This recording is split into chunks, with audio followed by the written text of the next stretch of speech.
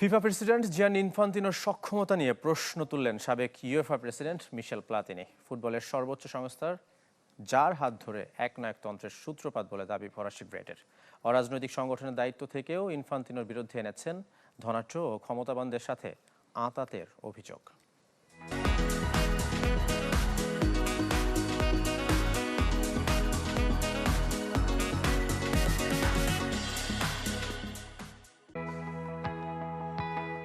বিশ্ব ফুটবলে বর্তমানে আলোচিত আর গুরুত্বপূর্ণ ব্যক্তি ফিফা সভাপতি জিয়ানি ইনফান্তিনো।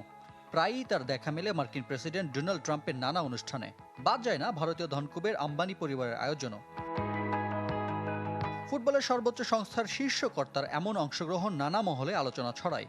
এবার সরব সাবেক উয়েফা সভাপতি মিশেল প্লাতিনি, যার অধীনে উয়েফা সেক্রেটারি ছিলেন ইনফান্তিনো। প্লাতিনির দাবি, 10 বছর আগে ফিফার দায়িত্ব নেওয়া ইনফান্তিনো আমূল বদলে গেছেন মহামারীর পর। প্রশ্ন তুলেছেন তার সক্ষমতা নিয়েও। করোনা মহামারীর পর ইনফান্তিনো অনেকটা একনায়ক হয়ে গেছে।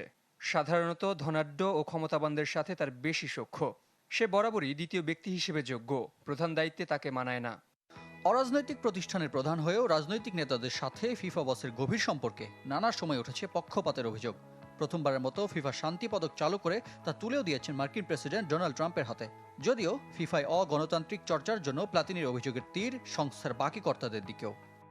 এখন ফুটবলের দায়িত্বে যারা আছেন তারা শুধু চাকরিটাই করে যাচ্ছেন।